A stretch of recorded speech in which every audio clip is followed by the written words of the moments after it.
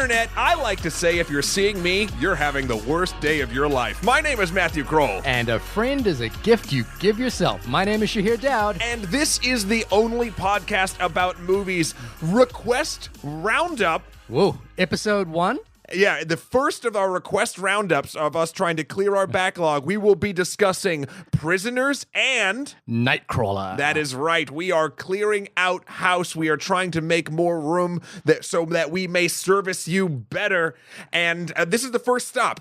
A little history here is when we started the podcast, we thought it'd be fun for listeners to request specific films that they wanted us to talk about. And one of the things I think we've made a special effort at is that we don't do half-assed discussions. No, we do not. Our discussions are 1 hour long, 1 hour at least on each individual film. So we thought it'd be interesting if there was a specific film that you love that you could email us in at onlymoviepodcast@gmail.com or hit us up on Twitter at onlymoviepod, like that little plug I sneaked in there. It's good, right?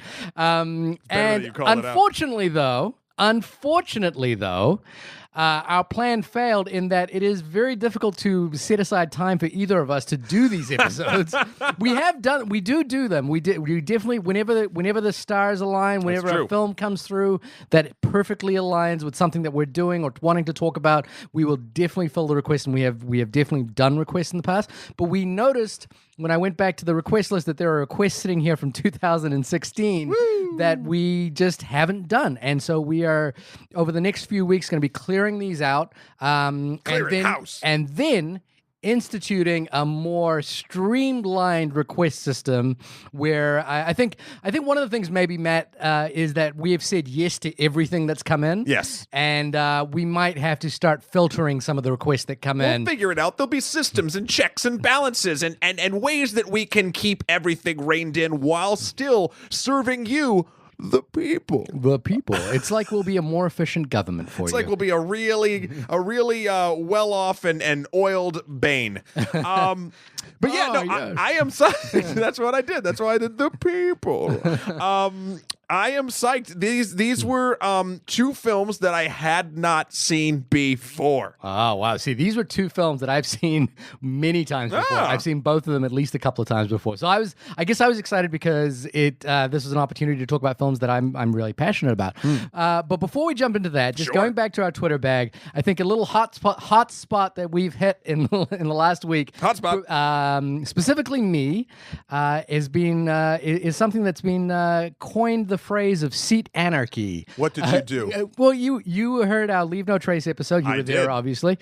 When I made the bold claim, which was that even if I've been assigned a seat, right.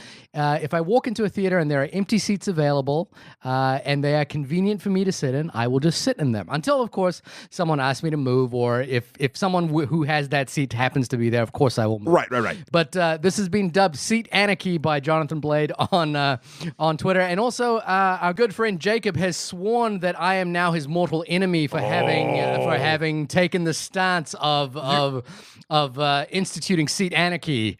Because Jacob and the Blade, you've now wrought the wrath. I'm not sure I pissed off the Blade, but it's been mentioned. Wow. So I'm going to clarify my position. Okay. But I don't feel like I need to. But I'm going to. No, but you do if you're doing it. I'm going to clarify it. It's okay to feel the need to clarify a position. Here's the thing. No apologies. This is not an apology tour for my Seat Anarchy. Understood. Here's the clarifying situation. Walk into a movie theater. Say there's only one row of seats. I'm picturing it. Okay, one row of seats. A movie theater. For some reason this movie theater has only one row of seats. Let's say 10 seats. Yep, 10 seats. Seats 4 through 7. The center seats. Yeah, are the range of which your seat is in. So you might be in seat 5 or 6. Okay. Right? And seats 4 and 7 are occupied.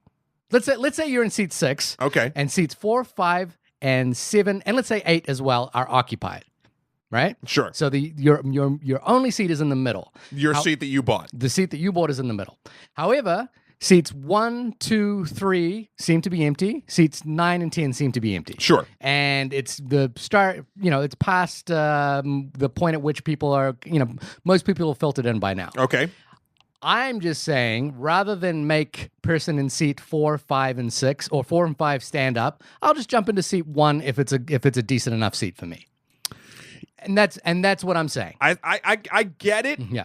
I think this is the least Shahir-like thing that you've ever done. Really? I think this is plays against your type very much. But B, you're just kicking the can down the road. You understand that? Unless you're gambling. You're gambling. I'm gambling. You're gambling. I'm gambling. Which is also a very un-Shahir-like thing to do. I went to the movies last night, and this exact scenario popped up. And of course, but it was much. It was a different. The percentages were very different. Sure. The theater was mostly empty. I had a seat assigned, but I walked in, and the middle row in where I was kind of available, an entire row. So I just sat down there. Nobody moved me. No issues. I understand. Look, I'm not gonna. I get it. I still think you're a monster playing at a man. No. It's. There's no shame and there's no bother to people to go sit in the seat that you bought. That's fine. Yeah. And by not doing it, which again, you are gambling against the fact that the person's whose seat you are now sitting in, there was no person there. They just actually no one ever bought that seat. Yeah. In which case you'd be fine. However, if that person comes in later than you came in, even if that's 5 minutes after the movie started, there needs to be a whisper conversation. Then you have to either move over, but if there's not more seats if the seats next to that are also taken, then you have to also disturb more people. So the equation of the conceit is you'll have to, if something does happen later, it will be more of a hubbubaloo than if you just did it in the beginning. The other side, well, the flip side to this, I guess, is that I want a seat isolated when I go to the movies. I don't want to. I don't like to sit in between people. If I don't have to. But you love the movie theater. You love the people. No, I do not love the people. I don't like people one little bit. So it's actually coming a little bit more forward. I like this. Let's dive into your psyche. Let's do it. It's actually not so much you don't want to disturb people. You just don't want to sit next to people. Oh, that is 100% it. Now, I don't want to sit next to anyone if I don't have to. I'm back. You're a monster. Yeah, I'm a monster. I'm fine with that. And then on a plane, maybe this one point isn't necessarily obvious, but I'm 6'4". I'm very tall. I find it very difficult to be in planes. I hate being on planes because of the seat size. If for any reason, if I get on a plane and the seat and there are exit row seats or aisle seats available, even if I've only been allocated my window seat, if after I've sat down and it becomes very, very clear that there is no one there, I will ask the stewardess, can I move over? And then I do. It's a different thing on a plane in my eyes. It's a different thing. Because once the doors shut on the plane, no one is getting on or getting off. Yeah, and obviously therefore, on a plane you cannot just jump into another seat. You have to sit where you're going to sit. And so when you get in and they close the cabin doors, and if half the plane isn't full, I'll stretch out because I know for a fact no one's coming for that seat. But I will have sat in my first seat first, my assigned seat. I am all about assigned seating, especially at the movie theater. I know Jamie doesn't particularly like it. Yeah, but so in that scenario, say again, a seat with many empty theater. Like you go into a theater and there's many empty seats. Oh, do I have to close my eyes again? Yeah, many empty seats. Sure. But the one seat that you've got is in between two strangers. I walk straight into that seat and I sit down in the seat I got. Really? Yeah. Even when like say the entire theater is empty. 100%. Really? Yep. I would not do that. Yeah. If they're uncomfortable, they can go and use your monster logic and move. I bought that seat. I wanted to sit in that seat. It's not about they're uncomfortable. I'm saying if they're you, if you happen to be both of those two people, and then you're uncomfortable by that fact, then you can move and take someone else's seat and deal with the wrath that you wrought. The possible wrath. Again, nothing bad could possibly happen. I can't believe oh my God, I would think that you would be such a stickler for this. Why? I just don't know. I'm gonna let me think about this. We'll be coming back to this topic over the next couple podcasts. We have so much to discuss. We should probably move on. So for being the podcast about the Jake Gyllenhaal Thriller Hour, we have talked a lot about movie seats, but I think this plays into an interesting conversation topic that we'll get into with both of these films in particular, which has to do with morality, which I think plays into the conversation. We can bring it all back. Yeah, so we're going to get there. But Matt, you hadn't seen either of these movies before. No, and actually I was very excited even back in the day when I believe Laura had requested Nightcrawler back in 2016. What up, Laura? Welcome to the future. And she actually, this spun off off of our Drive episode, which was also a request. Yeah, and we did do that request. One that we got to a little sooner after it was asked of us than this one. I can't remember who requested Drive. But Laura basically said that she loved the Drive podcast. Got to admit, I'm on Matt's side. Yes, thank you, Laura. I know it doesn't happen a lot. I'm glad that I'm not the only one who wasn't a fan. I think seeing Nightcrawler before seeing Drive may have affected how I watched the movie, however. To me, it just has a much more satisfying story and a more interesting character with the same visual aesthetic of LA at night, but I was wondering what you guys think. Would love to hear an episode about Nightcrawler. So that is where we are today. Okay. All right. So, yes. Well, okay. The other thing is this is the second movie that we've paired up is also a Jake Gyllenhaal movie, and that was purely by coincidence, by the way. I kind of put the thrillers together, and then I was watching them, and I was like, oh shit, Jake Gyllenhaal's in both of these. Because if you look at the next ones coming down the road, we have sort of an action adventure-y block, and then we have a trilogy of things. Yeah. Actually, 2 trilogies technically. Now that I promised the Cornetto trilogy, you did, yeah. So I kind of just tried to bundle up the reviews together, and these 2 films were, seemed to be thematically similar, and then I realized they were both connected by one actor. Yep, and that is Jake Gyllenhaal. So before we jump into the Drive comparison, how do you feel about one Mr. Gyllenhaal? Ooh, you had to think about it. No, well, that's the weird thing. Normally, if you say an actor to me, I could be like, love him. Don't feel it. No, he's great. Or she's wonderful. Or they're terrible. Or whatever. Like, I don't know. Like, there's an instant with 90% of the people, of the human beings I judge, I can snap judgment based on their performance as if they were just dancing for me. But with Mr. Gyllenhaal, am I saying that right? Jake Gyllenhaal? Sure.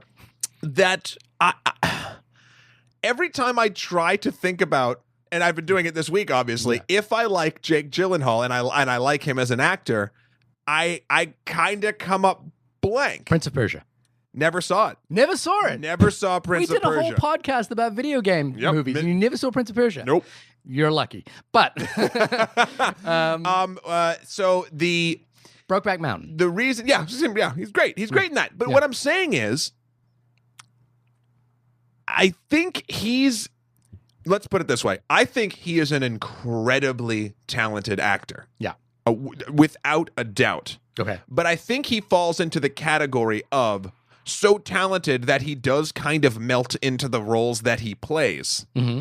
And in doing so, makes it harder for me to give an I can logically say, yes, Jake Gyllenhaal acts and presents himself as characters so well that I don't see Jake Gyllenhaal. But like, for instance, I'll even go with in the Prisoners, Hugh Jackman is in Prisoners, right? Yeah. Hugh Jackman, I always see Hugh Jackman. No matter how good his acting is, he has that weird Tom Cruise, like you always know it's him sort of vibe. Yeah. Jake Gyllenhaal, even though he's a striking, good-looking dude, I don't get that vibe from him. It's always the character, and it's not Jake Gyllenhaal. So when people ask, how do you like Jake Gyllenhaal? I don't have that feeling of it. I have a logical sense of he's an excellent actor that portrays characters that I sometimes like and sometimes can't hate. But that still means he's doing his job well. Yeah. So I have no emotional response. Oh my God, do I have a critical response? Is that I think he's a wonderful actor, and I appreciate his work in everything I've ever seen him in. Why can't they be both? Why can't you be emotional and critical at the same time? Because well, you can be. It's just this case, I'm not. Right. Does that make sense? I'm not saying that exercise isn't possible. Right. I'm just saying you don't have a personal affection for Mr. Gyllenhaal, or a non-affection, whatever that would be called. Any negativity whatsoever. I like. It's weird. I had to like double back in my logic programming. I'm totally human, and figure out this statement even before we began. So for me, Mr. Gyllenhaal is, I think, a very exciting actor, and I think the reason I think he's exciting is that he has all the tenets of a leading man. Yep. He's even done a couple of romantic comedies, that sort of thing. Obviously, he's a very attractive man. Putting that out there. I don't think you're the first. I thought I was. You heard it here first. Hot take. Jake Gyllenhaal's a good-looking bro. Very good-looking bro. But the thing that I think makes him exciting is that he picks really good movies, and I think that's a particular talent. Going back to it wasn't his first film, but certainly certainly the debut of post-adolescent Jake Gyllenhaal. He was in a few films before that. Was Donnie Darko. Why do you wear that stupid man suit? Exactly. God, that was so deep when I was 16. Really? You go back and watch Donnie Darko. It's not a bad film by It's a any very means good of movie, imagination, yeah. but it's real teen angsty. Like, it's a hardcore teen angsty. Made by a very young filmmaker. No, it's a very, very, very good film. But I enjoyed this sort of persona that Jake Gyllenhaal presented, which is this guarded, kind of protected teenager that it seems to be hiding something. And I think that's a quality that Jake Gyllenhaal brings to a lot of his characters, which is that it's difficult to sort of quantify because he is, a very handsome man, but he seems to be hiding something at all times. I mean, he's played some creepers. He's played some and he plays one in the movie. Yeah. In fact, in both movies, he plays a very creepy character. Really? We'll talk about both of them in a second. But I think, there was because he fills this category of leading man, he doesn't seem he seems to me like a leading man who wants to be a character actor, and I think is actually he would probably be a great character actor, as in the kind of B character in every movie, if it wasn't for the fact that he was a great looking guy who seems to be like a leading man in every movie he casts. I mean, hell, look at Okja. Yeah. And granted, not a performance of his that I love. That is one performance I don't like, but he jumped in that. He jumped in it, and I liked I liked that he tried it. He was just in a different movie than everybody else. He's going to be in the next Spider-Man movie. He's playing Mysterio. Really? Yeah. How do you not know this? This is like I've been very busy. Right. My nerd cred has slipped due to working on nerdy things. Okay. So he's also in a game adaptation of The Division that's coming up as well. That's probably going to be boring AF. But Mysterio, He's playing Mysterio. He could do, you know what though? You take that manic nonsense and tone it down like 40% from Okja, and you could be a good Mysterio. Throw in some Jim Carrey theatrics, and you might have something there. Here's the thing: I have no doubt about his abilities. So if we're quantifying it by like, would I see a movie just based on the fact that Jake Gyllenhaal is in it? Yes, I would. Because I'm always interested in what he's doing. But Matt, the first, because this review came in first, we've obviously talked about Nightcrawler. Can you tell us a little bit about what Nightcrawler is about? I sure can, because there's this handy website called Internet Movie Database that gives us actual small descriptions of these things in bite-sized chunks. What? I'm going to read it. When Louis Bloom, a con man desperate for work, muscles into the world of LA crime journalism, he blurs the line between observer and participant to become the star of his own story. Star of his own story, eh?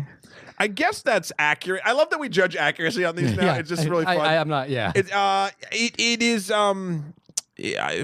I mean, the star in his own story just seems like a little bit of alliteration flair to the end of this description. I don't quite know if that's really what the film is going for, but it's not technically wrong. So I'm just going to jump in with a quick, little... I would say this is Taxi Driver meets Drive. Which is... But you're making the Drive comparison. Laura's making the Drive comparison. You don't see it? I see L.A. Yeah. I see Nighttime. Yeah. I don't think stylistically whatsoever. I think that's what I'm saying. Is LA Nighttime is what I... I guess because there is nothing in that is worthwhile in Drive other than the style. Oh my God. Aha! Another hot take straight to you.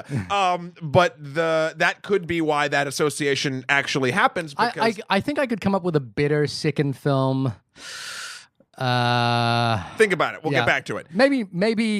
Maybe Taxi Driver meets broadcast news. Okay. Yeah. Okay. Or Taxi Driver meets network. Okay.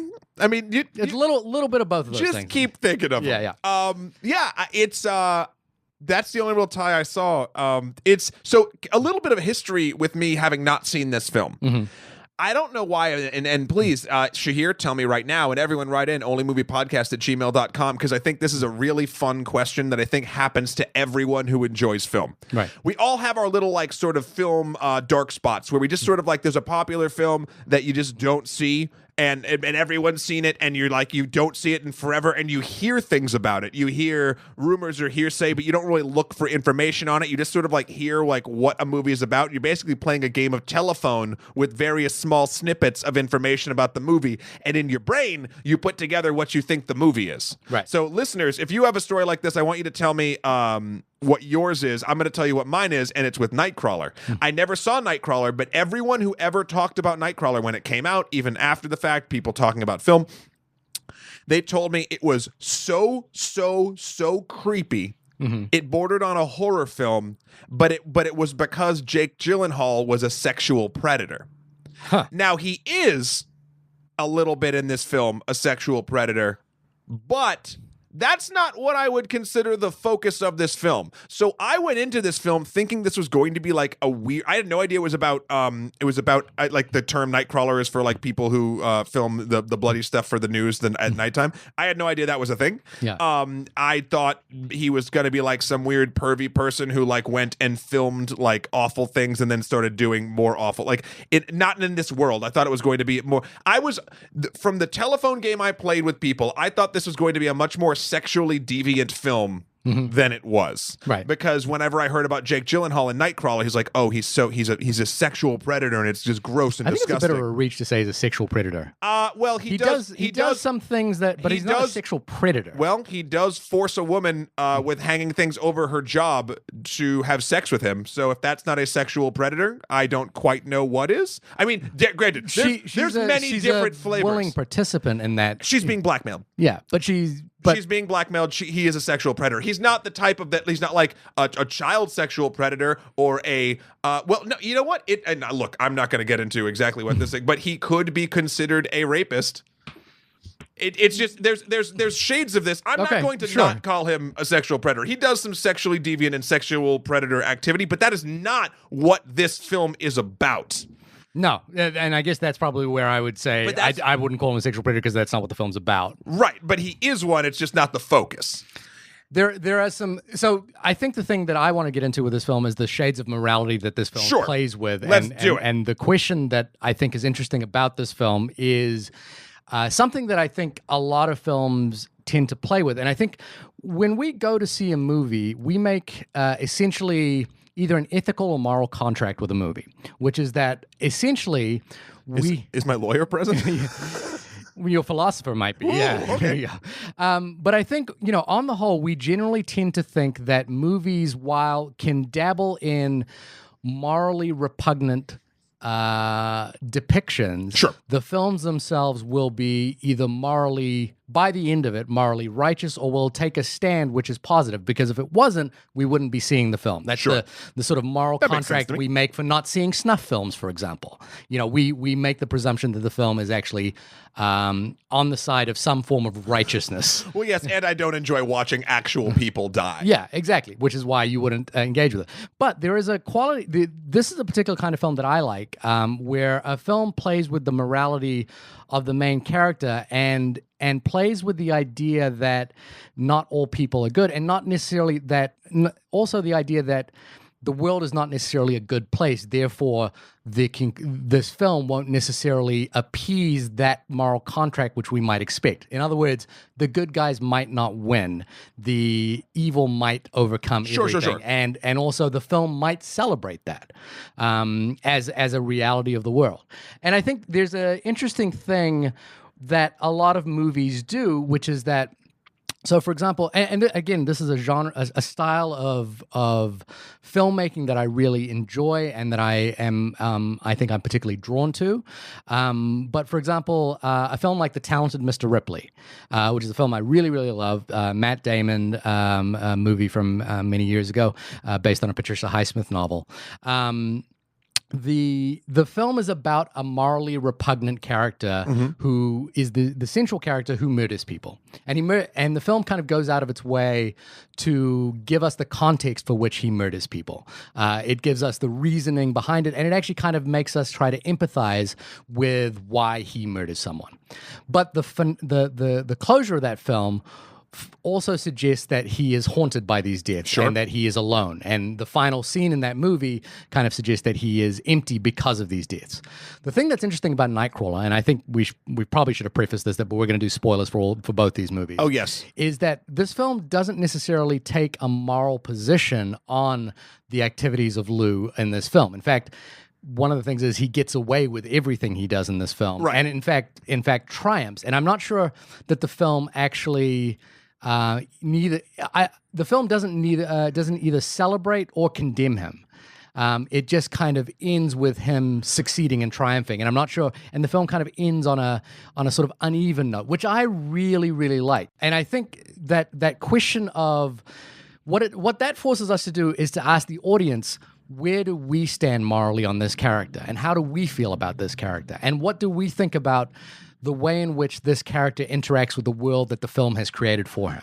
I don't think the statement of the film taking a neutral stance is accurate. Okay. I think what it does to give us a neutral feeling by the end of the film is show us both sort of like the negative aspects of Jake Gyllenhaal's character of Lou, mixed with the positives that come from working in this dark place that sort of these type of people would feed in.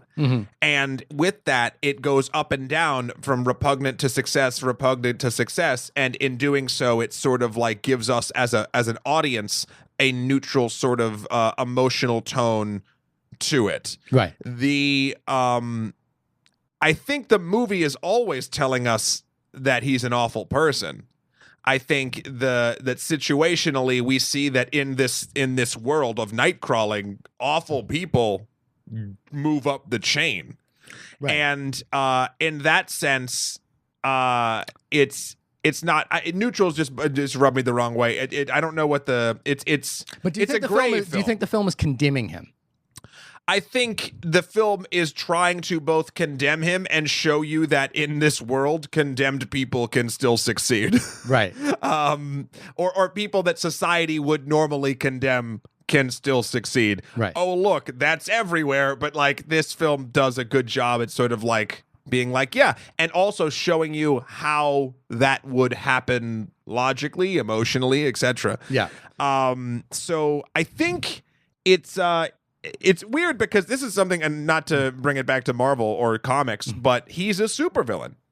And he's a supervillain because he's a supervillain to me in a weird sort of way, and it doesn't really have to do with sort of superpowers. He's the level of maniacal that is so kind of weirdly, almost preternaturally ahead of the game. He gives that sort of bit of like, yeah, he's bad. He's doing bad things. We're being shown he's doing bad things, but he's so good at doing these bad things that he will just get away with it because he's that sort of preternaturally like ready for the next bad thing he's going to do. Okay. And again, supervillain is a weird sort of term for it. Yeah. But the way this film is structured, he's a fucking mad genius. Like, and he gets away with stuff because he's so smart. And that's if that's not a supervillain-esque quality, then I better give back all my Power Man 5000 CDs. So the thing that I think there is, I don't quite buy the term supervillain as I understand what you're trying to say, but I don't think supervillain is quite the correct term to use in this context. Sure. The thing that I think is interesting here is where the film kind of comes down in terms of commentary, is that he exhibits the kind of capitalist axioms that people who attend a lot of self-help kind of workshops, would exhibit. He is the kind of pure vision of American entrepreneurial independence. Commercialism. He's capitalist by nature. He understands that he spouts these platitudes at every chance he gets. For example, a friend is a gift you give yourself. Yep. It's not the kind of thing that a normal human being says in conversation. It's the kind of thing that someone who is psychologically bankrupt in some way, but can only latch on to this one particular mode of interpersonal communication uses. And that's what this character does. He doesn't quite interact in a human way to everyone. Right. He kind of spouts these aphorisms at every turn. And the thing that I think is interesting, and where the film kind of becomes interesting, is that it puts him into a situation where that would ordinarily, you might have a character that bounces back up against that, but he's working in a morally bankrupt field. He's working in an area where quite openly, Rene Russo's news director says, if it bleeds, it leads. What we're interested in is not actual crime. What we're interested in is crime that affects higher socioeconomic people, because that's our demographic. Yeah. So we're not actually interested in telling you news. We're interested in feeding the people who watch us with the things that will make them scared in order to keep them watching. And that is the kind of capitalist bankruptcy that this character who's able to come in and work in. Now, it's, to me, what it is it's a good meld of the right kind of character in the right kind of world that allows him to get ahead. Like if he tried, for example, I think one of the most astounding scenes in this film is the dinner table exchange negotiation where he where he tells Rene Russo, I want to be dating you, I want to be intimate with you. And he kind of gives her these fairly repugnant reasons that come obviously from some sort of self-help book or some kind of negotiating tactic. But in any other situation, any other character would reject that because it's morally repugnant. It's an awful thing to kind of sit and go, no, why would I do this? But she actually needs him. And she wants to kind of continue the relationship that she has with him because it feeds the industry that she works in and it feeds what she needs from him. And you don't think that's predatory behavior? I think it is predatory behavior. I guess I have a difference in I have a different definition of sexual predator. He literally is not blackmailing or coercing her and making her do something sexually that she would not do otherwise. But yeah, I see your point there, and I guess I don't. He doesn't. He is morally bankrupt in many, many, many ways. Sure. And part of that is he has sexual deviancy where sex is part of a power play for him. But is he, maybe it's a shade of gray of sexual predator. I think it's a pretty straightforward shade of sexual predator. I really do. I can't be shaken on this. And again, I'm not trying to shake you on it. I just don't think that the film is really focused on that because... No, but he is one. Because the environment which he lives in allows him to operate this way. He's also a murderer. There's other things that he is that is bad. Right. And the thing that I think is interesting there is the machinations that allow him to basically commit murder without committing murder. A Machiavellian type mind that a supervillain would probably be at home in. Supervillain is so far removed from what this movie is that I think he has a lot of traits like one. Only one that wins. Maybe that's the one thing that, other than no superpowers, of course, but that actually differentiates him from a supervillain is that he gets away with it. You know why I don't like using that phrase is because that's putting a frame of reference that we're accustomed to today on a film that has no bearing on superhero narrative or anything like that. I think he is a morally that's like saying Norman Bates is a supervillain. You know what I mean? No, because Norman Bates always has a preternatural skill to do things. He doesn't really. He just gets away with stuff because he's in a remote hotel. This guy is thinking 9 steps. He's like fucking Lex Luthor. Do you think he's a supervillain? Tom Ripley is a supervillain? Tom Ripley, the talented Mr. Ripley. Possibly, but Tom Ripley's not fucking murdering and basically forcing people to have sex with him. The thing is, and again, we don't have to harp on this because it's not the most interesting part. Yeah. He's a supervillain like Lex Luthor is a supervillain. Lex Luthor doesn't have any superpowers, but his superpower is he's super smart and he uses that for evil machinations for himself. That's what Lou does in this movie. And therefore, if Lex Luthor is a supervillain, and I think he is, then Lou could also be considered that. But again, I don't even I feel bad arguing this point even more because that's not what we should be talking about. I find it sort of like a it's tangential. We're not going to agree on it. Let's move on. Okay. So the thing there, I think I found no. So I'll be straight up. The first time I watched this movie, there was a part of it I really didn't enjoy. Oh, and that was the fact that because I used to work in television news. I did too. Yeah. So we both worked in television news. Yes, and the camera stuff, like the going to do these. Yeah, things. going to sites and actually doing it. I was more of an editor, but I did occasionally go to sites and like. I was assistant camera. I went day and night, and I saw some shit. Yeah, and the thing was there is that I in my first viewing, when the kind of thing descended into car chases around LA, I was like, this is a fantasy of how the news world operates. The second time I watched it, I was much more invested in the moral questions of this film than I was in the way in which he kind of worked through the way in which news media operates in America, and particularly kind of I think this film kind of really spells out this is local news. So this isn't like CNN running around. This is your local news station chasing ambulances kind of story. Like people doing that kind of work. Do you remember your station name? Television New Zealand. Oh, okay. I was WNDS, the Winds of New England. Oh, there you go. WNDS. Did you have people who were Nightcrawler? I actually didn't see any Nightcrawlers. I was more day shift. I was assistant camera there with my good friend Dave, who was like lead news camera person. And I was fresh out of this was actually between high school and college for me during my off year.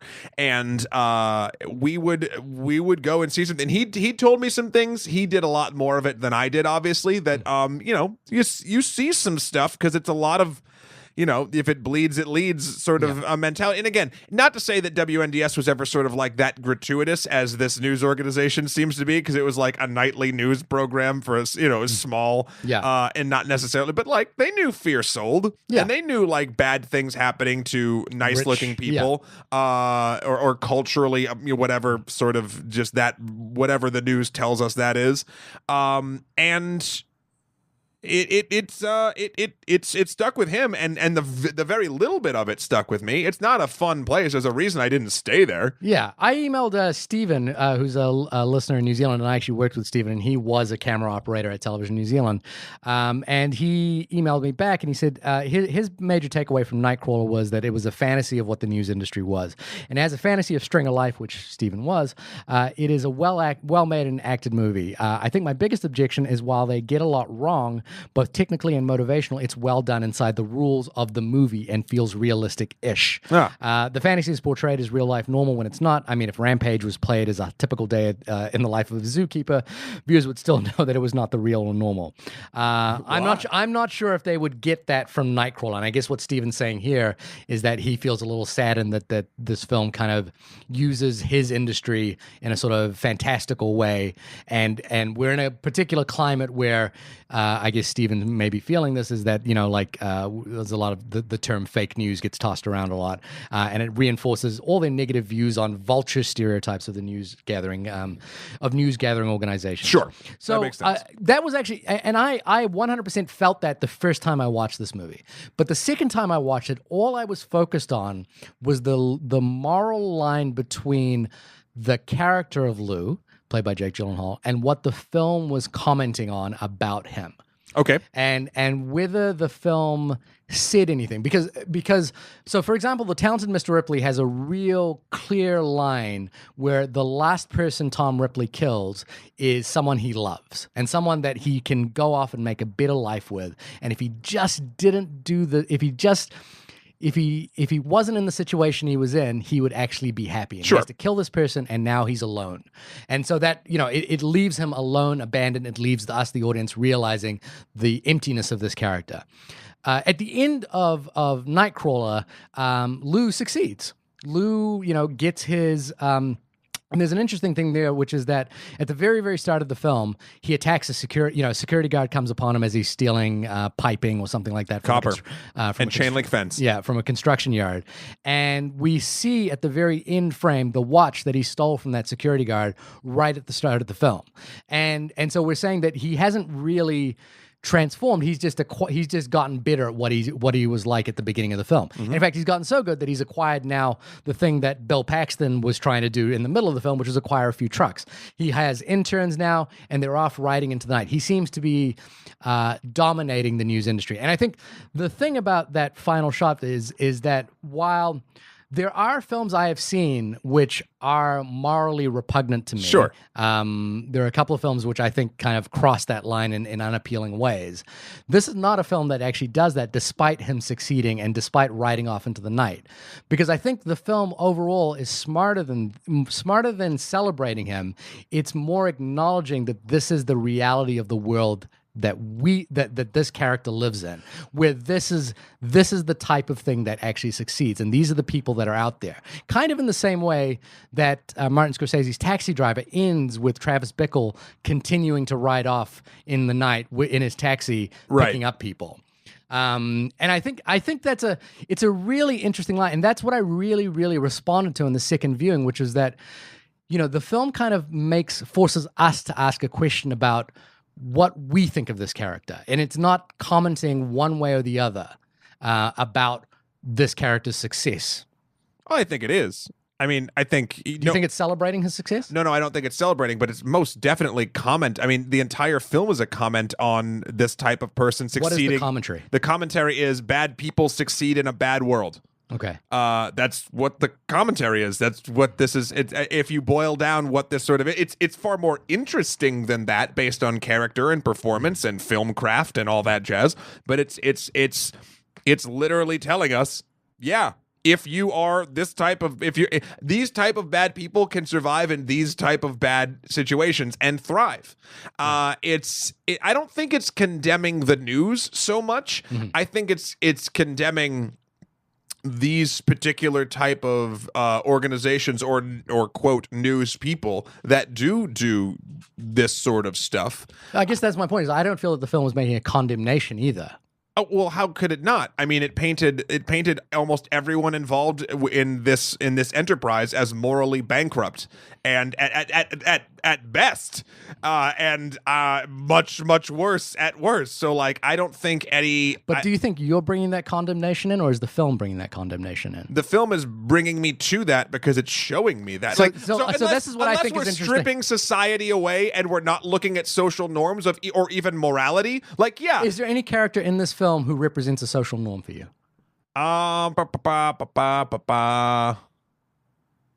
Partially his partner, played by Riz Ahmed. Yep.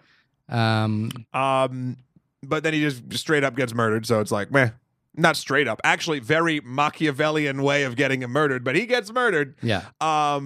Yeah, he's probably the closest main character. Yeah, but do you feel the film gives you remorse for that character's death? Or this is my point, is I don't think that the film goes out of its way to condemn this character, and I don't think it goes out of its way to celebrate it, which is why I land on this point of neutrality. I think that neutrality is actually morally interesting because it allows us to ask that question.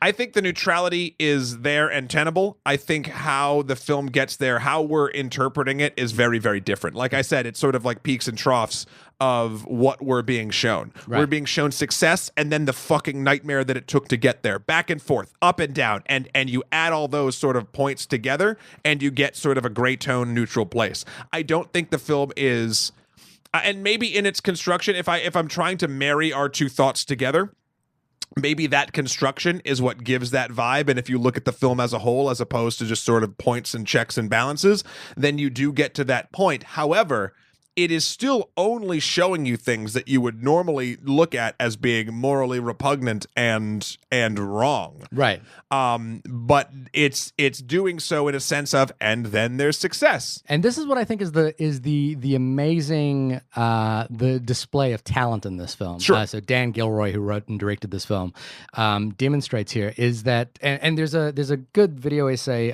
by Lessons from Screenplay about this, which is called Sympathy for the Antihero.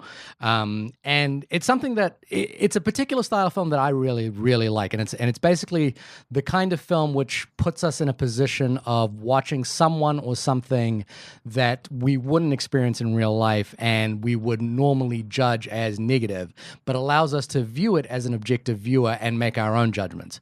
And I think that the skill in this film is basically having a character who is morally repugnant, who is morally bankrupt, who is probably sociopathic in many ways, very much, who demonstrates antisocial behavior all the way through. So he doesn't even have moments of kind of loose connection. There's no.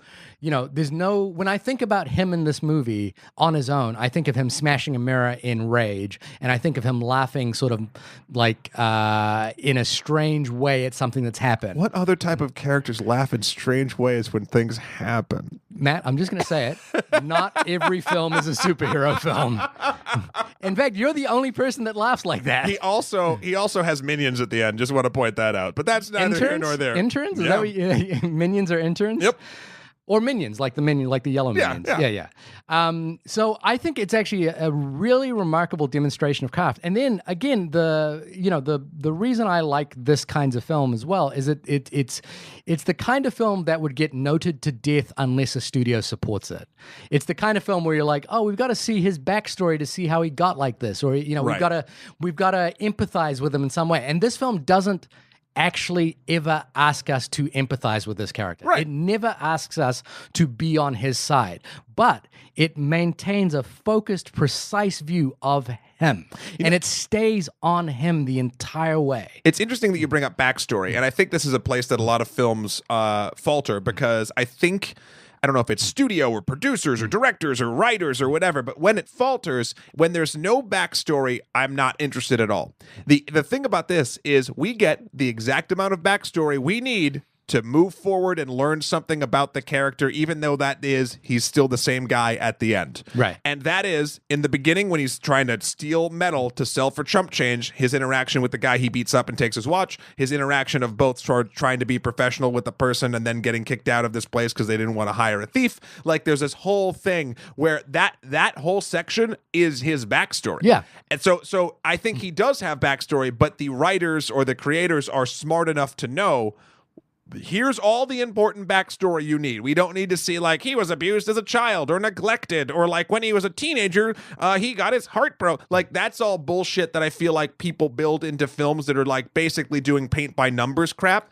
And this is not that. They give backstory, but just enough to get us on board with the type of story to the type of character that this film is trying to play. Yeah, and I think what that has to do is faith in the audience. It's and that's what I really appreciate about this film in particular, and films like this, is that it requires an audience to be intelligent. Sure. And it requires an audience. It's not going to handhold you through this experience, because it's not going to say one way or the other, this is a good person or a bad person, or here's yes, this. It does. I don't think it does. I think it doesn't handhold you through this experience. Oh, no, that's handholding. Handholding and telling you or showing you if a person is good or bad is not the same thing. Right. So how does it show you? I mean, you're saying it. I guess you and I are saying the same thing here. You and I are saying the same thing here, which is that your own morality judges at which level you think this person is a good or bad person. For example, everything. For example, if you have similar, like if you are a person who maybe has poor interpersonal skills and is the kind of person who goes to self-help seminars and spouts those kinds of phrases at all times, when he goes and asks for a job and uses those to try and get the job, you might be on his side. Sure. If you're not, then you might not be. Let's pause that, because not everything exists in this vacuum. Then he'll do something morally repugnant, like be a sexual predator. You're about to say morally Republican, weren't you? Yeah, morally Republican. Well, whatever. But being either a sexual predator or a fucking downright murderer. Yeah. And then you realize, even if you were remotely on his side, you're not even on his side based on the backstory when he basically sucker punches a dude and steals his watch. Like, this movie is telling you he is a bad man. I think that's what is an interesting thing, is that he crosses several lines during this film, and you have to make the decision because he just keeps crossing them. Like to me, one of the first lines that he crosses that obviously he's a criminal at the beginning of the film and it's acknowledged. But later on, I actually identified with him when he was trying to become a news person. I identified with that sense of like being in a world where you are the complete amateur, but you want to be there. And then he drags a body into the light. Right. And that was a line for me. And I think what's great about the film is it offers you plenty of lines for you to choose where is your cross. Sure, but he eventually gets there no matter what if you have any moral fiber in you and you realize this is a bad man. Therefore, the film is not neutral on him. The film portrays him in an increasing section of bad activity, morally speaking, in our current society, and that means that he is a bad person, but he is a bad person that succeeds. So I think we end at the same spot of how this movie made us feel, but in how we get there, I will not say that this film paints him in a gray area light at all. This film, as it moves forward, paints him in an increasingly worse light because we start to see the worst of his tendencies come through. I think I agree with that point. I think what I'm saying here is that the film doesn't ever at any point condemn him because of his actions. I think the film continues to show how bad he is and then ask us to make a decision at which point do we, but because the thing is we stay on board with it, right? Isn't that the remarkable thing about this film is that we completely stay on board with it the whole way. Sure. As a demonstration of craft, I think that's pretty extraordinary. Yeah. And that's what I really, really liked about this film is that it played in that sort of space that I think a lot of studio films don't get into, which is characters who do terrible things, but we are just going to continue watching them without any sort of sense of judgment. Would you say that's your final thought? Because we should move on to movie 2. I think that thought will leap into Prisoners in an interesting way. Okay. I would say I like this movie a lot. I don't know if I'd rewatch it, but I'm glad I finally got to watch it. I think if you haven't seen it, it's super interesting and you should. And I think he also has a sidekick, so he still could be a supervillain. Oh God! I will say this: I'm actually really grateful that Laura got me to rewatch it because it was a film that I liked, but I didn't love. But when she mentioned it, I was like, oh yeah, I do kind of want to see that again. Nice. And I think I've been thinking a lot about our review process, and I think the reviews I like less are the ones where we review it immediately. I find that you're kind of just coming to a response right away without having to let the film digest. And this is a case where I've seen the film and then I've been given time to digest it and think about it more. And what I love about this conversation is we very rarely actually touched on story points. We touched on what the film means. Yeah. And I think that's that's what was great about revisiting it. So I hope, Laura, that kind of covers some of or gives you food for thought about that. Here's to you, Laura. Well, I guess with that in mind, I guess I have to say, what is up, Internet? Yeah, let's do it again. They didn't cry until I left them. My name is Matthew Kroll. And forgive us for our trespasses as we forgive those who trespass against us. My name is Shahir Dowd. And this is still the only podcast about movies, specifically now moving on to our second film of this review, Roundup, Prisoners. Directed by Denis Villeneuve. 2013. Which is actually the fourth film by Denis Villeneuve. Is it the fourth? No, we've done Enemy, we've done Arrival, we've done Blade Runner. This is the fourth film by him that we've done. God bless you, Denny. And this, I was very excited to revisit. This is the film that I bought immediately after seeing, as soon as it came out on Blu-ray. I've watched it 3 or 4 times since it came out. And when Raphael emailed us and asked us to review it, I was completely excited by that. Was that in May 2017? Now, this is the funny thing. Do you want to read out Raphael's email? Sure, let's go. If I may, I'd like to suggest another thing for discussion. Prisoners. It's a 2013 movie with Hugh Jackman and Paul Dano. I saw it in the movie theater and was thoroughly impressed by it. I think there's a lot of food for thought with this movie. Unfortunately, I don't think the movie got the attention that it deserves at the time. And the point that I wanted to make there is, Raphael, I saw this movie with you at that screening. So I was with him when he saw it at the movie theater. And I 100% agree with that sentiment. This is, and the last time we actually brought this film up was in our Logan review, because while we are in the Jake Gyllenhaal Thriller Hour, I think the thing I said in Logan was, and I really, really liked Logan, was that I wanted to to see. I had seen Hugh Jackman in Prisoners, and I had seen how much he invested in such a morally difficult character, and I wanted to see that from Logan. So I was really excited when Logan kind of did that. You know, Logan allowed the Hugh Jackman that I'd seen in Prisoners to come forth into the into the Marvel world, or to the X-Men world. So I was really excited about it. The other thing I was really excited about is that I think a really formative film for me when I was growing up was Seven, David Fincher's movie. Oh, yeah. That was I saw that way younger than I should have. My brother took me to see it at the movie theater. It was one of like the first big boy films that I'd seen in a movie theater. Okay. And it really made an impression on me, not because the story was so gripping, but also because it made an impression on me about filmmaking. It was like one of those really important films for me that made me think about how a film gets constructed. And I found Prisoners made me feel the same way. Yeah. And I saw Prisoners in 2013 when it came out. I saw it in the opening weekend when it came out. And I found that it did the same thing for me, which is that it got me excited about films that were, well, it got me excited about films that are rich in theme, are really, really rich in theme, and use that theme in almost every scene in some subtle way to build up to a cumulative effect. So I was really, really excited by this film. I've seen it many times. Happy to revisit it. Matt, first time around for you. What's in the box? Filmcraft.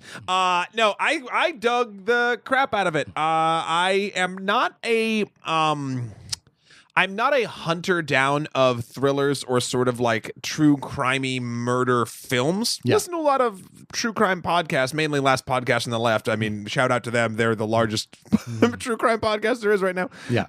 But I don't actually hunt down films in this genre. Yeah. But they tend to find me at random points in my life, and I don't dislike them. I actually normally like them very much, but this is something that when it came out, it just sort of passed me by because it's not a genre I actively throw myself at, but when push comes to shove and I see them, I tend to enjoy them. IMDb, just so we can get it out of the way, says this about Prisoners. When Keller Dover's daughter and her friend go missing, he takes matters into his own hands as the police pursue multiple leads and the pressure mounts. Mm-hmm. Yeah. That's all true. All true. First of all, second of all, great cast. Yeah. Not only Jake Gyllenhaal, Hugh Jackman, you got Terrence Howard and Viola Davis. Yeah. You have Paul Dano. Yeah. Who, fan favorite of the podcast, Paul Dano. We've done Swiss Army Man with him. Youth, we did Youth. There was one other I can't quite remember, but whenever he pops up, we're always like, it's Paul Dano. I'm still like a sucker for There Will Be Blood, and he's got his directorial debut coming out this year as well, which we will get to see. Oh, nice. Good.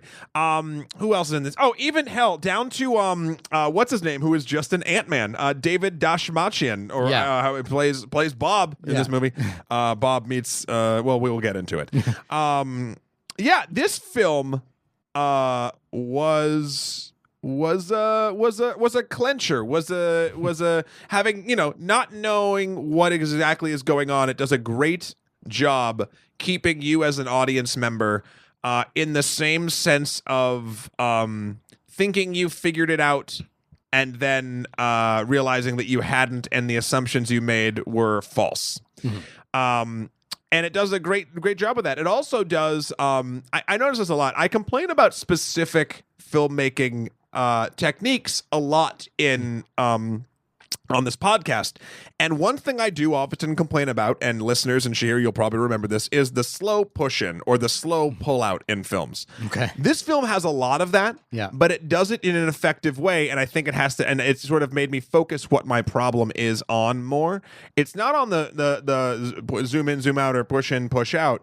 It's actually on how the edit is handled around those moments. Mm-hmm. I feel like a lot of times a less skilled filmmaker than Denis Villeneuve would basically like to sort of, or not skilled. What's the word I'm looking for? Able to restrain, or I don't know, knowing when enough is enough. Okay. Basically, a lot of films, when there's a great shot, like they kind of selfishly want to like stay on it a little bit longer than they should, and they do the slow push. This movie, as far as from a technical angle, never did that for me. It has its pushes, and it knows exactly where it wants your eye to go, and for how long it wants your eye to be there, and then it moves moves on to the next thing it wants to show you. I think I was impressed as fuck with the editing of this movie. Like, it really did. It took a lot of tropes that I dislike in filmmaking, especially like shot choices and things like I just described, but used them in the way where I'm like, yes, this is why. Okay, so the reason I don't like things is not quite accurate. It's actually probably more likely the editing that I don't like these certain type of shot choices when they edit them differently than this. I thought this was put together so well for what they were doing. I mean, on that point, it is shot by Roger Deakins, so there you one go. of the greatest cinematographers of all time behind the camera. And the thing that I think is interesting in the way it was shot by Roger Deakins is it's not showy at all. No, it doesn't feel like. I mean, this is one of the people who can light any scene to the most beautiful degree, and he doesn't show. There's one sequence in this film that I think kind of comes to the level of what we would expect a Roger Deakins film to do. Hospital chase or hospital drive. Yeah, hospital chase sequence. But other than that, this film is very restrained, very beautifully painted, with shades of light and dark, but not shades of light and dark that don't feel realistic to. I actually don't know where this film is set, but it's in Ohio. Pennsylvania. Is it Pennsylvania? Yeah, you know, a sort of suburb, a sort of middle American suburb, and I think that's a really beautiful testament to not only Roger Deakins, the way it's edited by Gary Roach and Joel Cox, but also Villeneuve's understanding of what makes a scene important. I've been going back into Villeneuve's back catalog a little bit. I rewatched Incendies, which is incredible, even better a second time around, and Polytechnic is available on Hulu right now as well, which is one of his early films. So there's a technical craft to this film, sure, that is, you know, there's a reason why Denis Villeneuve is Denis Villeneuve at this point. You know, he seems to be the heir apparent to David Fincher. Yep. In many respects, which is that I would argue better in my own personal, humble, weird, no one cares opinion. Well, in the heir apparent is kind of maybe the wrong phrase as well, because David Fincher's still around and still making amazing stuff. All right, Pete, David Fincher. Yeah. You got to check out Mindhunter on Netflix. Yeah. But so there's an incredible display of craft. In a way, there's a stronger display of a very specific kind of craft than Nightcrawler. Nightcrawler, you know, is the first film by Dan Gilroy. It doesn't necessarily. Nightcrawler demonstrated to me the stronger hand of an excellent writer than it did of an excellent director. Even though it is directed very, very well. And the only point I want to sort of like caveat that with is this is the kind of film school directing that Denis Villeneuve is doing. It's very, very good. It's very precise. It's very pronounced. It's very like rich on theme. And not every filmmaker is like that. Like, you know, even though Jean-Luc Godard gets taught in film schools, his brand of filmmaking doesn't line up with David Fincher's, but it's still equally amazing. Sure. I mean, because Fincher's not lining up for the all you need is a girl and a gun sort of mentality of yeah, thing. Well, that sort of thing. But also, you know, like Godard's sense of playfulness or his sense of sure, moving the camera in weird directions. Right. So this is a kind of a very film schooly kind of, and it's a very I don't know how to quantify this, but a very male kind of like directing kind of, you know, like I see a lot of like young male filmmakers aspiring to this kind of filmmaking. Sure. I mean, and the subject matter of both of these films, but this one I would say more in particular does speak to the provider-esque male fantasy of the of almost like the fallen competent man. Yeah. If that sort of makes sense. It's when the, you know, Hugh Jackman's character is prepared for anything. He's a prepper, but not like crazy. He's religious. He teaches his family. He keeps them safe, etc. Until he doesn't. Yeah. And then shit hits the fan, and he sort of dives into madness for a bit. But unlike, say, Denzel Washington's Man on Fire, right? It goes in what's really astounding about this film is the screenplay, and this is a screenplay by Aaron Guzlowski. Guzowski? God bless you. And it's he hasn't written too much, but this is a deeply rich screenplay that basically, again, it's a thing that I love. It does this in a completely different way than Nightcrawler does, but it tests the morality of this character. It tests the morality of Keller. Keller is kind of introduced as a religious man, as a sort of self-righteous man, and then he has his morality tested when he makes a decision to take the law into his own hands. And what's great about that is taking the law into your own hands, and vigilantism is something very prevalent in American cinema. It's very prevalent in a lot of cinema. Sure. Narratives in general. In narratives in general, yeah, because, if films were just about cops doing their job well, we probably wouldn't see a lot of movies.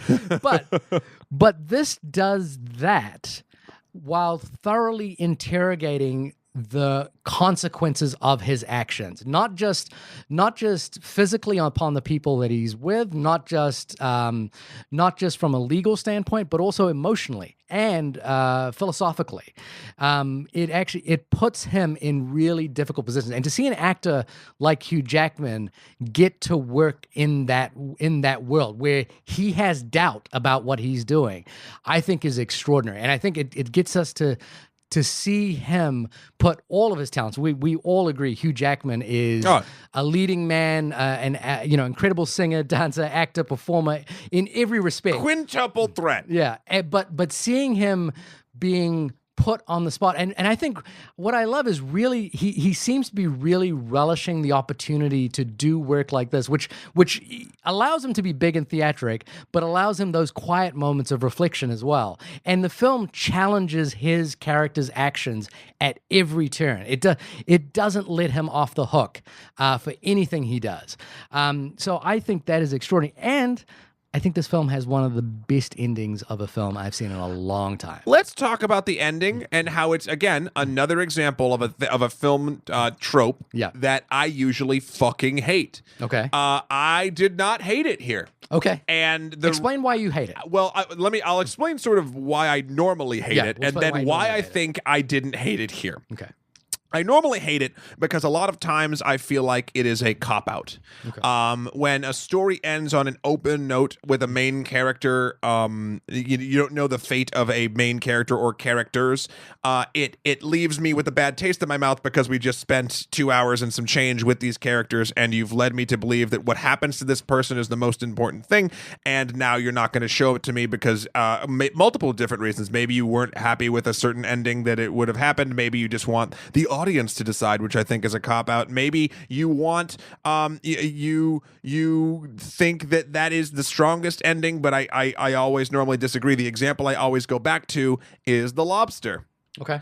The Lobster's ending, I think, even though I loved a lot of that film, in my opinion, is bullshit. And when you take main characters and you don't tell me sort of what happens to them in the end, it bugs me. Now, you could argue against that in places, but the thing about here, and I think I figured it out. Okay.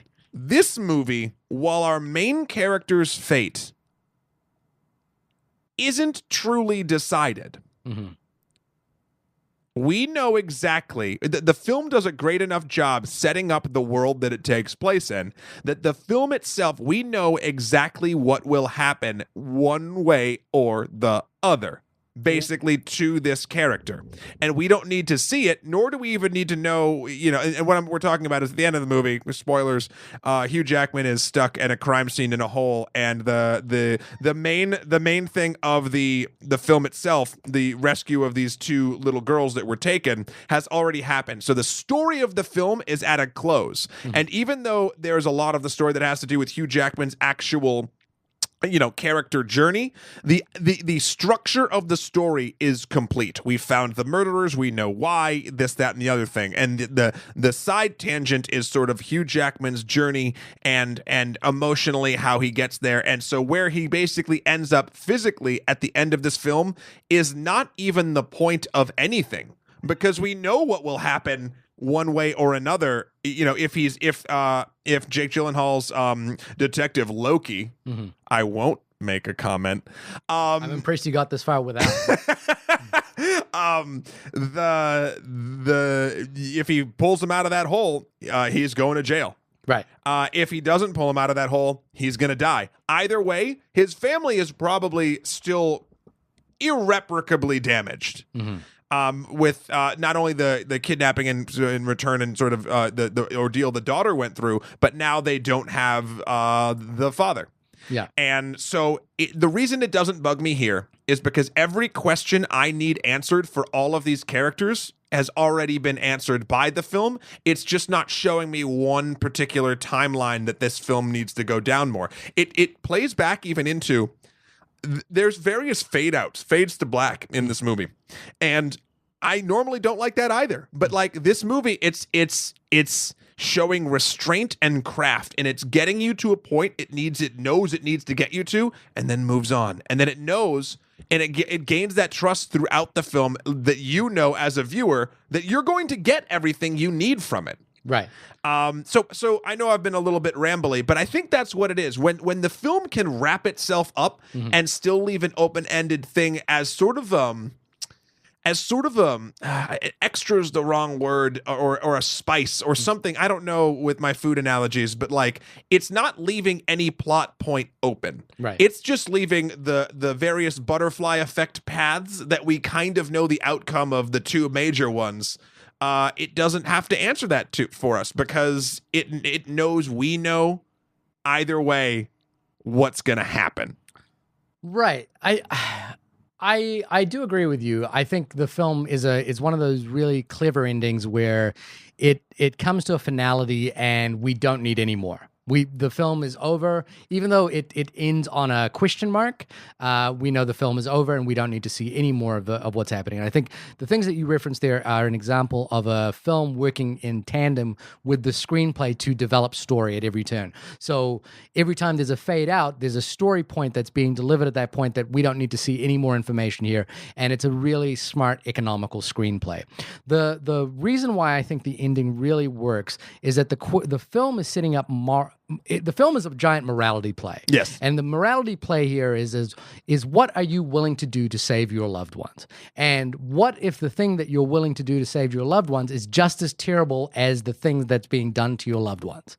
So the morality play here is not just will Hugh Jackman be saved, because we presume Detective Loki, with all of his persistence and all of his sort of eye-twitching ability to kind of get, to figure problems out, is going to eventually figure out that, like that whistle sounds a lot like, the other whistle. Yep. We presume he's going to save. The question is that even if Hugh Jackman is saved, where is his character at this point? Is he... And do we forgive him for the things he's done? Does his family forgive him for the things he's done? Does the person who he's abused forgive him for the things he's done? And more importantly, for Hugh Jackman, and I think the metaphors are so rich in this film. He's goes into a cave, into a pit, and is resurrected some days later. If he was, does Hugh Jackman accept the morality of what he's done is wrong? And I think that's the interesting question mark at the end of the film. And the film is smart enough to go, you should think about that. Well, it also is sort of something I just came to while you were discussing that. Some of your points you brought me to this point.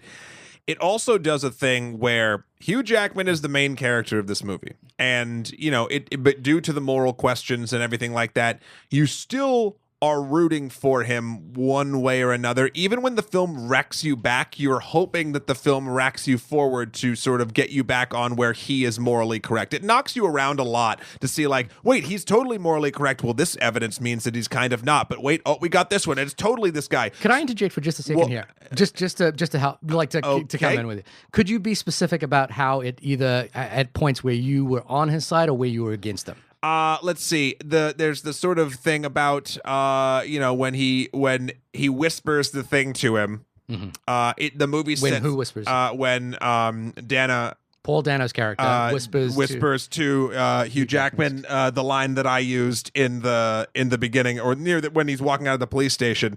It seems, and it's painted in the moment as a very vindictive, evil thing. Then you see him walking the dog, and he tortures the dog, and then so when he kidnaps him, you're like, oh, okay, this guy's bad. He did the thing. Yeah. And then he starts, beating him up, and you're like, okay, like that's fine. And then you get some evidence that sort of leads him against you. You're like, oh man, maybe it's not him. And then I'm trying to think of how it actually happens, because with the difference between Bob the priest, there's a lot of moving parts to this film, which we can get into in a little bit, don't think are, while they are all necessary, I don't think they are without criticism in their structure and at what times things are shown to us. Yeah.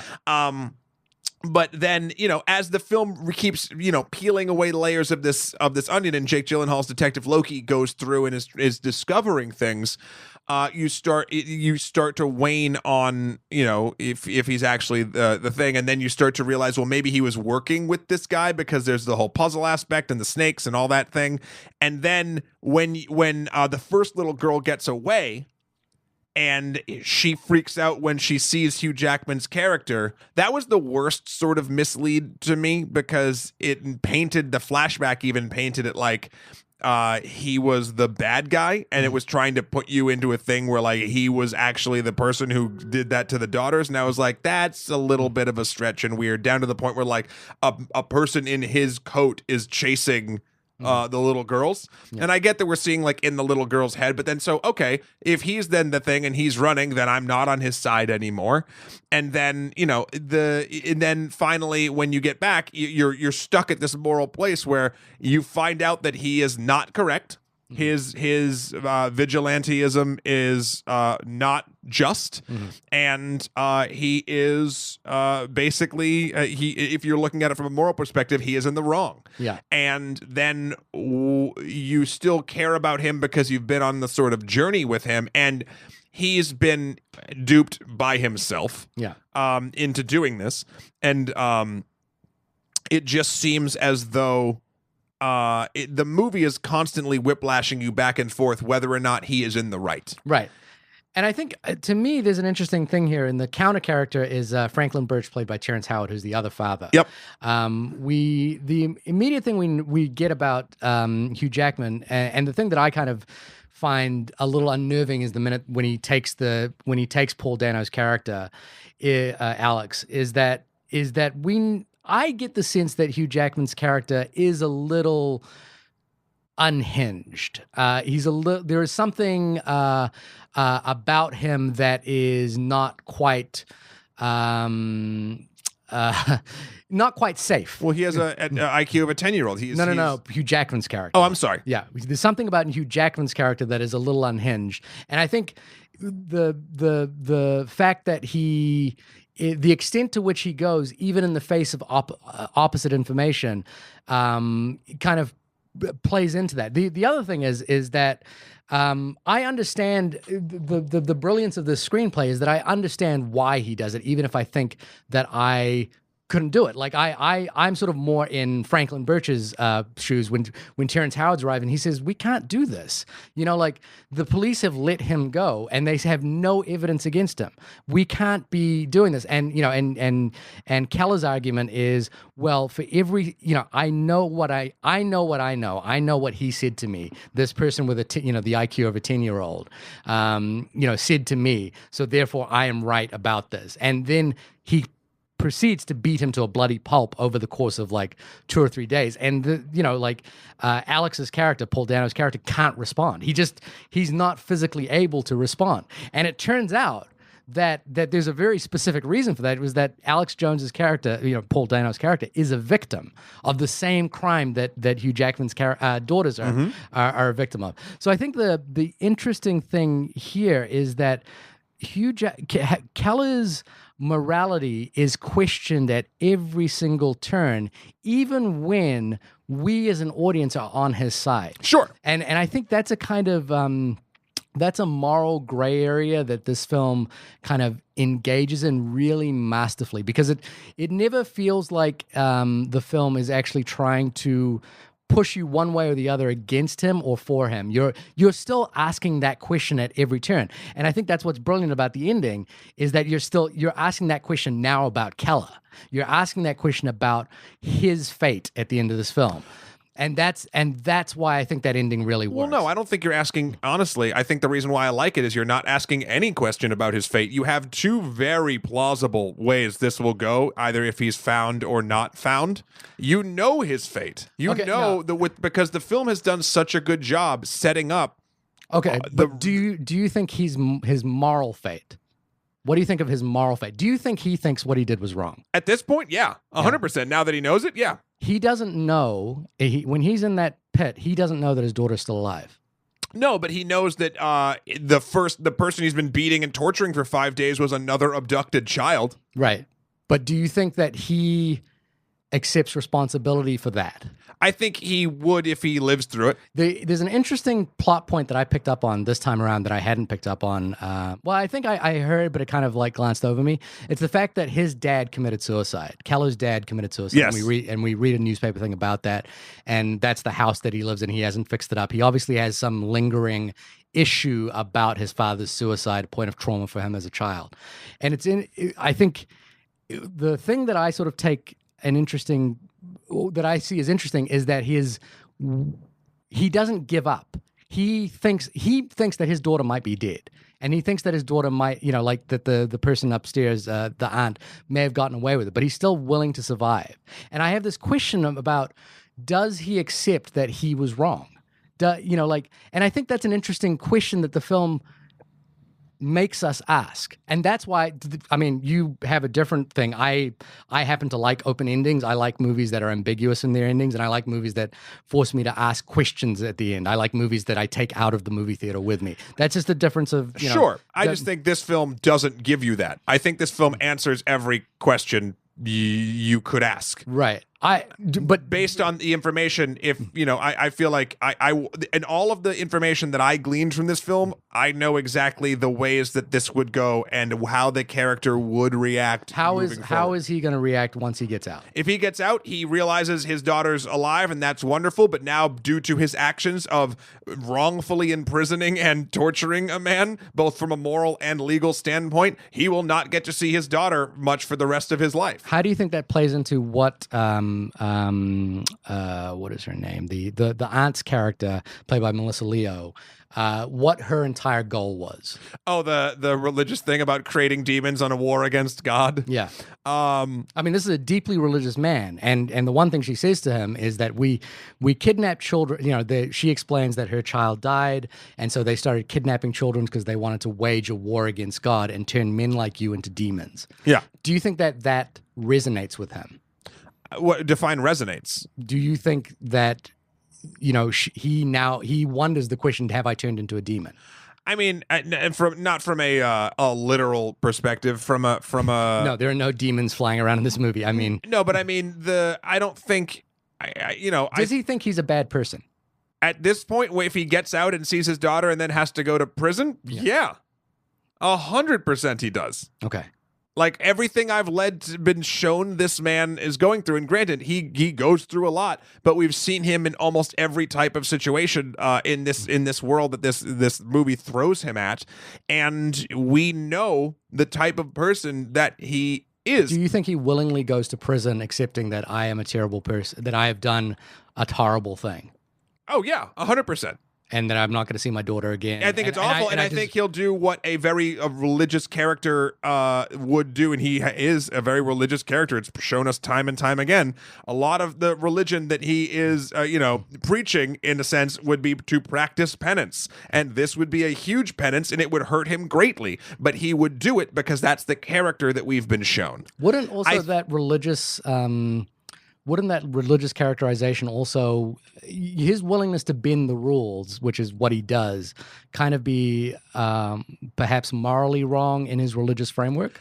Probably not, because if you look at religion, especially the one that he's preaching, his religious framework, there's a lot of wrathful shit in the Bible, and when people think that they are correct, a lot of times the Bible will kind of glorify wrath in a lot of different chapters and different sections of, depending on what book you're reading. So I think he could easily justify, if he was in the right, to feel okay with doing the immoral thing if he knew it was just. One thing I do want to talk about before you broke into what I was saying before, and I kept forgetting it, and I want to remember it, and I think it's important for the ending. Apologies. It's all right. I wanted to make sure I got to it.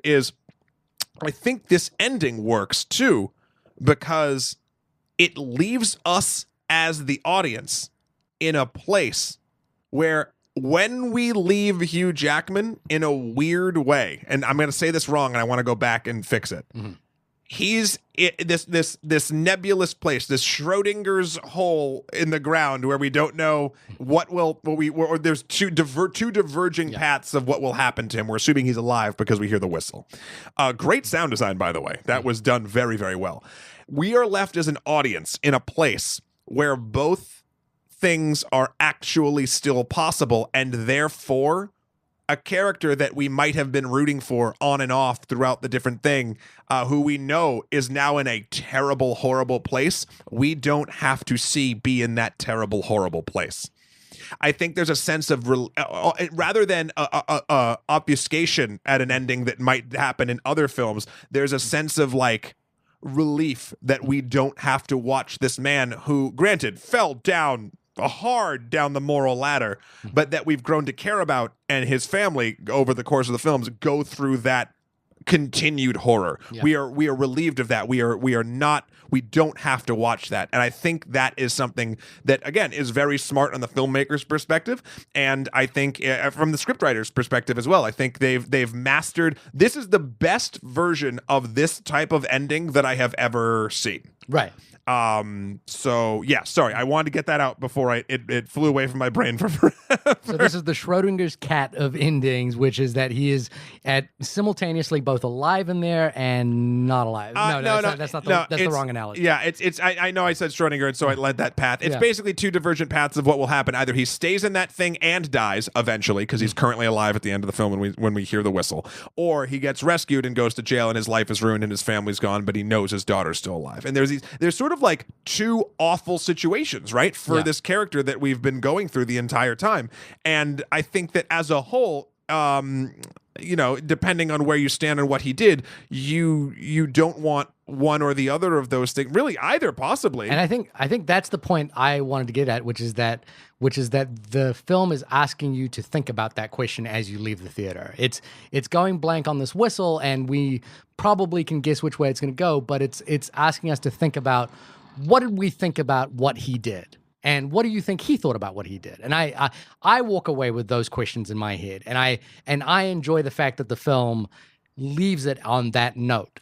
I agree with of course it's trying to get the audience to think about, what do you think about what he did? I think due to the craft of the film, I know exactly what he would, if he is rescued, what he would think about what he did. But you didn't see it, the movie sets us up well enough with the information it provides and the character development that it does and the situations we show him in, where I have a very good set of precedents to base my assumptions on. Let me give you another example of that exact same thinking, and that is Keller saying Alex definitely took my daughter.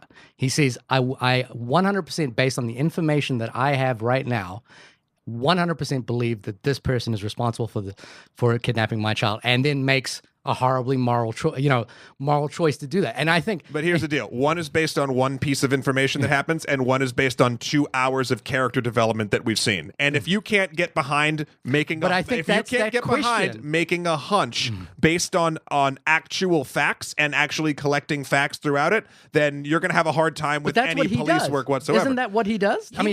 He makes a decision. He makes an emotionally driven decision and exacerbates it based off of one sentence from a man. No, he also sees that person strangle a dog. Yep. He also believes he also knows that person's car was in the vicinity when he's putting pieces together. He's putting pieces together, and I'm saying, but not enough. By pieces. Not giving us the ending that we see, we are forced to kind of put the pieces together ourselves. We have enough pieces. He didn't have enough pieces. But you're saying, I think that's the thing. You're saying it with as much assuredness as he did when he kidnapped Alex.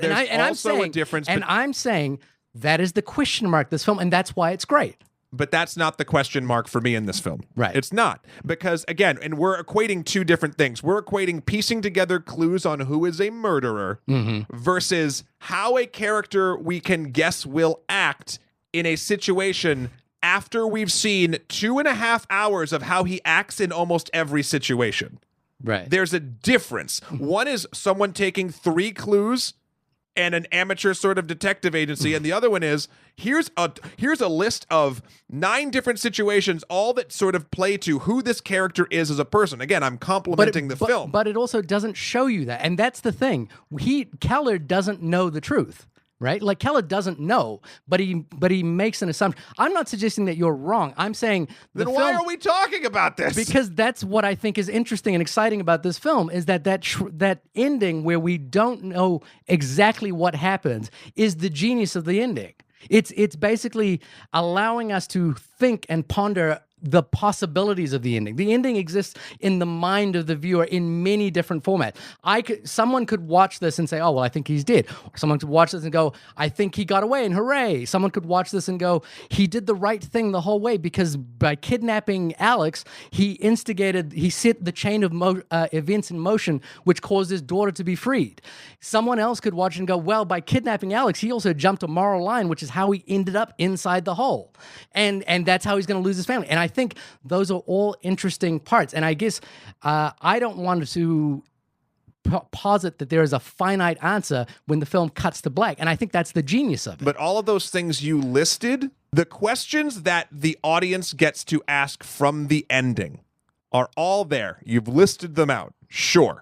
And more. But a lot of them that you listed, and I do not want to do this exercise, but you could go back, and I think, again, due to the craft of the film, you could debunk or enforce many of the things you just said. You've watched this film 2 or 3 times. I think you have a good notion of the order of events of what actually happens in the film that we're shown. Okay. My point is, because of that, and because things make as much sense as they do in the world that they built and they set up and show with characters that we see how they react to different situations, etc., so on and so forth, that the question at the end is more on the point that you made about it's asking you while giving you the comfort of not actually seeing what happens to this character, it's giving you the option of saying, when did he cross the line? Morally speaking. Mm-hmm. What it is not doing, I feel like at the ending, is making you wonder how he will react. Because it has shown me, in my opinion, definitively, based on how character, unless you're going to write a U-turn that makes 0 sense with a script that makes total sense, how a character will react to situations. I am now able to build out what I think would happen. And again, what happens is not the point. It's just the thought process behind what we as an audience are. But I'm not wondering.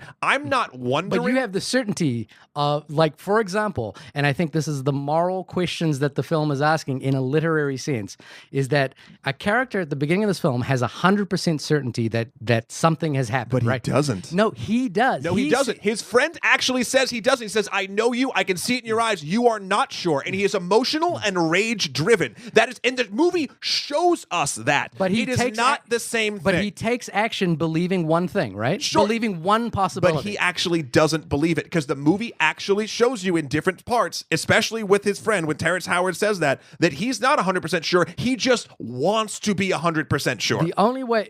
So this is kind of a futile argument because... Well, then let's stop, because we've been going... This is an hour and a half, so let's do final thoughts on this film, because we're just going to go back and forth. I don't think we're going to shake this one. Are you going to let me finish what I was going to say, or are you just going to jump in with time? Well, you did cut me off beforehand, so you can say whatever you'd like. I'm following the tenor, sir. Okay, all right. Well, if we're going to get into that argument here, I'm just going to say this. The point here is it's a futile argument because it doesn't show us the ending. It doesn't show us. And you're saying that you know it with 100% certainty, but the film cuts to black, which means we don't know exactly what happens. We can make presumptions on it based on things we've seen, and we could be 100% wrong about it. And I think that is the moral beauty of this film. And I'm not saying that the ending, I know the exact specific 1-point ending of the entire film. I'm saying the paths which the film could branch to at this point are really only one or two sort of major ones that would make sense with the way the film has gone.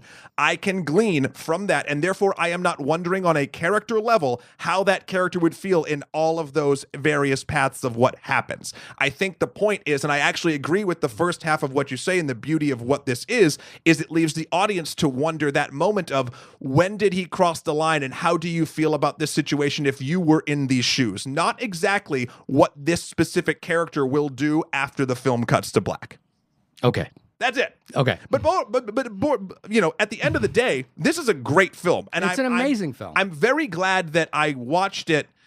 And again, I'm kind of glad that I watched it when I watched it, because, I don't know, I like it when fantastic things spring up that I just missed. Right. And I do really dig that. It's fun. It's an incredible film, and to Raphael's point, it's a film that doesn't get a lot of play. Like when I mentioned it, I think you hadn't heard of it, or I'd heard of it, but I didn't think it was the film that I thought it was, and it was and I'm not, and like this is definitely your point. This is not the genre that you are drawn to. This is a genre I'm drawn to, but I think we went to it kind of on a whim. We didn't know much about it that night. It was playing at a local theater, and we all walked out of it just just in awe of how well crafted this film was. And I think, if anything, the tenor of this discussion has demonstrated is that it is a passionate film. It is a film to get passionately excited about, no matter where you stand on it. And it's a film I would argue it's in the top 10 films I've seen that I can remember in the last 10 years. Oh, wow. It's really up there for me. Like I said, instant buy as soon as it came out. It disappointed, it's disappointing that it's not sort of talked about as much, but it made money. It made a lot of money. It launchpadded a lot of careers. It's just, we maybe one day, because of this discussion, it might be talked about in the same ballpark as Seven. But there are other great, like, for example, Memories of Murder, a South Korean film by Bong Joon-ho, I think is one of the great masterclasses of this film that doesn't get talked about a lot unless you're in that circle. So I hope it does. I think these types of films in this genre does not get like that mainstream push unless it's like hyper salacious. Sadly, I mean, I think that's because Seven got the push because Seven was both biblical and you saw some fucking horrible shit. Even though it was way more than that, like the film itself just deserved the eyeballs it got. Yeah. But it got there through clever marketing and sort of salacious visuals and like, oh my god, you won't believe what happened to this. Like it's strange how I think the ones that stay in the public lexicon, and I think this is a disservice, are the ones that sort of do that. Even if those are great, I think it kind of drowns out fantastic films like this that there's not a ton of salacious like visuals in this, to the point when you actually start seeing a little bit of blood or like weird things, it actually feels a little off for the film, and you're like, whoa.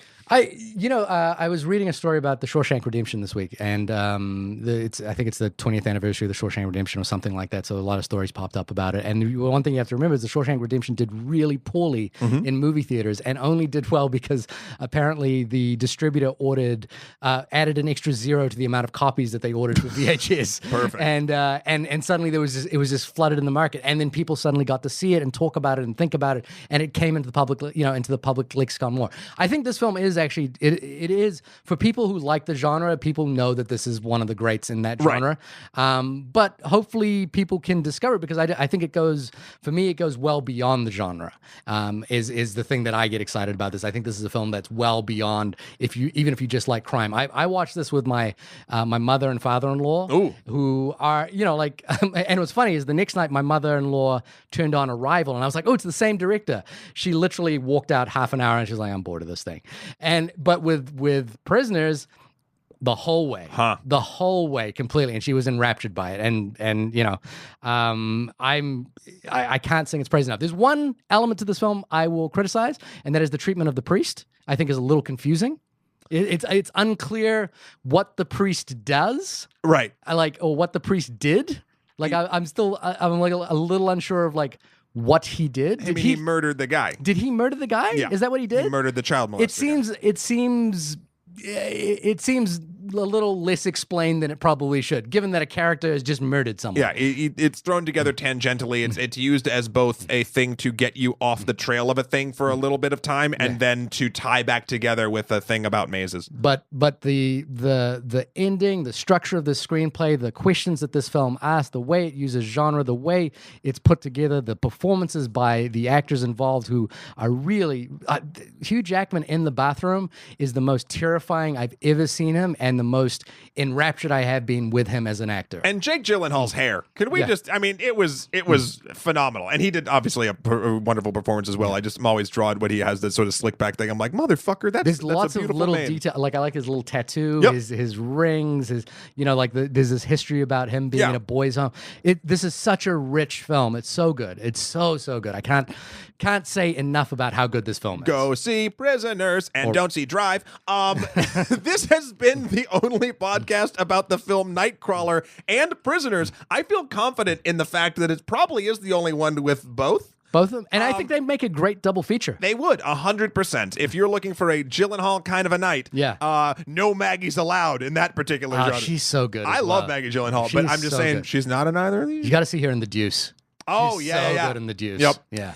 Shahir, when you are not singing all sorts of praise and making up songs, as you did before the podcast, about Mr. Gyllenhaal, where can folks find you? You can find me badly karaokeing on my website at www.shahirdaud.com. That's SHAHIRDAUD. Maybe we'll sing together at the end. Matt is a much better singer than I am, so Matt would probably win that karaoke championship. I don't know. I've actually seen you win karaoke championships on your website. Where can people find you performing renditions of This Is the Story of a Girl? You can find me crying a river and drowning the whole world at MATTHEWKROL.com for my life and works. Also, Skeldra, the number 4, PREZ on Instagram, or Emperor MSK on Twitter. Also, check out all of our stuff we're doing at extracredits.com on the YouTube's machine. We're doing a lot of good videos out there. Check out all that work. We're doing the flu pandemic, which, if you like some terrifying shit, we got 2 episodes out of 6 up now, and you will be scared. Go get your flu shot. I still need to get mine. I've been scared straight. I think we're out of season. Well, I'm good. We'll do it anyway. Anyway, so until next time, do we want to announce what the next review roundup will be? So jumping out of the Jake Gyllenhaal Thriller Hour, there are no connected actors in both of these films. Well, maybe. We'll see. We'll have to look. But we're going to look at blockbuster action movies. And the 2 action movies that we have on request, on blast from us, which I've rewatched one of them and I yet to watch the other, they are Inception and Speed Racer. The Wachowski brothers and Christopher Nolan together at last. Like hot glue and peanut butter. And shards of glass in certain ways. But I think it'll be really fun. We will see you when we get to that. Yeah. Later. Bye.